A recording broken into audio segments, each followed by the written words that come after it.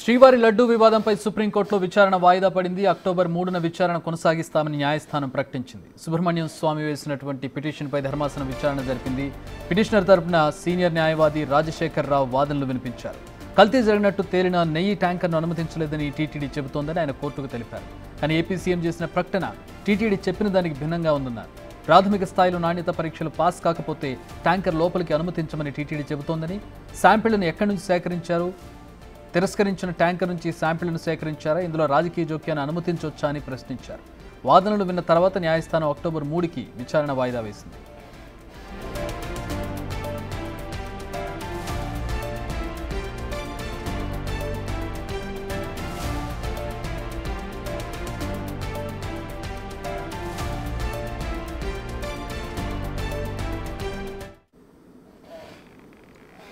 మా ప్రతినిధి శివ ఢిల్లీ నుంచి జాయిన్ అవుతున్నారు. దీనికి సంబంధించి మరిన్ని వివరాలు తెలుసుకుందాం. శివ, వాదనలు ఏ విధంగా జరిగాయి? ప్రధానంగా సుబ్రహ్మణ్య స్వామి మనకు ముందు నుంచి తెలుసు, చాలా కాంట్రవర్షియల్ పర్సన్, చాలా అంటే లోతుగా ఆలోచించిన తర్వాత ఆయన దేని మీదైనా కానీ కేసు వేసేటటువంటి పరిస్థితి. ఆయన ఒకసారి కేసు వేసారు అంటే అది ఎన్నేళ్లు నడుస్తుంది, ఎవరి మీద ఎఫెక్ట్ పడుతుందో కూడా మనం చూస్తున్నాం. అలాంటి ఆయన తిరుమల లడ్డూకి సంబంధించిన వ్యవహారం ఎత్తుకున్నారు.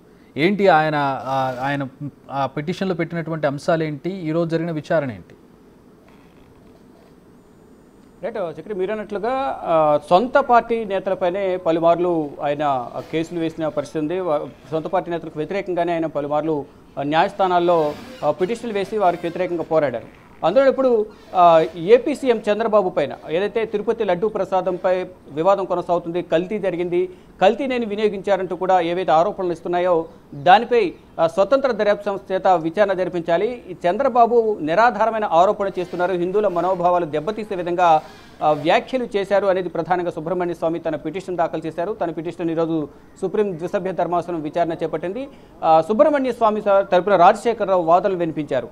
అయితే కల్తీ జరిగినట్లు ఏ విధంగా ధృవీకరించగలరు అనేది ప్రధానంగా వారు వాదనలు వినిపించారు. అంటే కల్తీ జరిగిన నెయ్యి ట్యాంకర్ను అనుమతించలేదని టీటీడీ చెప్తోంది. కానీ ఏపీ సీఎం చంద్రబాబు ప్రకటన టీటీడీ చెప్పిన దానికి భిన్నంగా ఉంది. అంటే టీటీడీ శ్యామలరావు కానీ ఇటు చంద్రబాబు చెప్పిన మాటలకు అక్కడ భేదం ఉంది. అంటే ఒకరి మాటలు ఒకరి పొంతన లేకుండా పోయింది అనేది ప్రధానంగా రాజశేఖరరావు వాదనలు వినిపించారు. అంటే ప్రాథమిక స్థాయిలో నాణ్యత పరీక్షలు పాస్ కాకపోతే ట్యాంకర్ను లోపలికి అనుమతించమంటూ కూడా టీటీడీ చెప్తోంది. అటువంటప్పుడు కల్తీ జరిగిన నేను లోపలికి అనుమతించినప్పుడు ఆ లడ్డు ప్రసాదంలో ఏ విధంగా కల్తీ జరుగుతుంది అనేది సుబ్రహ్మణ్య స్వామి తరపున న్యాయవాది రాజశేఖరరావు వాదనలు వినిపించారు. కానీ ఇక్కడ కల్తీ జరిగిందని ప్రజలు చెప్పారు. మరోవైపు భక్తులు ఎవరైతే చెప్పారో దానికి సంబంధించి టేస్ట్ కూడా మారింది, లడ్డు ప్రసాదంలో రుచి సరిగా లేదు అనేది ప్రధానంగా భక్తులందరూ చెప్పిన నేపథ్యంలోనే అసలు కల్తీ జరిగిందా లేదా అనే దానిపై తెలుసుకునేందుకు లడ్డు ప్రసాదాన్ని గుజరాత్లోని ఎన్డీడీబీ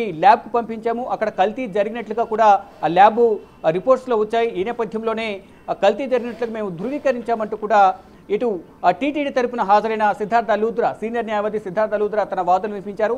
అంటే టీటీడీ తరపున సిద్ధార్థ లూథ్రా, మరోవైపు ఏపీ ప్రభుత్వం తరపున సీనియర్ న్యాయవాది ముకుల్ రోహత్కి వాదనలు వినిపించారు. మొత్తంగా చూసుకుంటే ఏదైతే కల్తీ వ్యవహారంపై వాదనలు ప్రతివాదనలు విన్న తర్వాత సుమారు గంట పాటు సుదీర్ఘంగా వాదనలు కొనసాగాయి. వాదనలు కొనసాగిన తర్వాత కేంద్ర ప్రభుత్వం తరపున హాజరైన సొలిసిటర్ జనరల్ తుషార్ మెహతాకు కొన్ని సూచనలు చేశారు. అంటే కేంద్ర దర్యాప్తు సంస్థ చేత విచారణ జరిపించాలా లేదా అనే దానిపై, అంటే ఆల్రెడీ రాష్ట్ర స్థాయిలో స్టేట్ ఇన్వెస్టిగేషన్ టీంతో ప్రజెంట్ విచారణ కొనసాగుతున్న నేపథ్యంలో కేంద్ర ప్రభుత్వం దీనిపై జోక్యం చేసుకుని కేంద్రం కూడా సూచనలు ఇవ్వాలనేది ప్రధానంగా కేంద్ర ప్రభుత్వం తరపున హాజరైన తుషార్ మెహతా, సొలిసిటర్ జనరల్ తుషార్ మెహతాకు ద్విసభ్య ధర్మాసనం సూచించింది. దానికి సంబంధించి 3వ తేదీ వరకు వారి అభిప్రాయం తెలపాలని కూడా తెలిపిన నేపథ్యంలో తదుపరి విచారణను అక్టోబర్ 3 మధ్యాహ్నం 3:30 వరకు వాయిదా వేశారు. అక్టోబర్ 3 మధ్యాహ్నం 3:30 తిరిగి తిరుపతి లడ్డూ ప్రసాదంపై దాఖలైన పిటిషన్లపై విచారణ జరగబోతుంది. మొత్తం 5 పిటిషన్లు దాఖలైతే దానిలో 4 పిటిషన్లు విచారణకు స్వీకరించింది.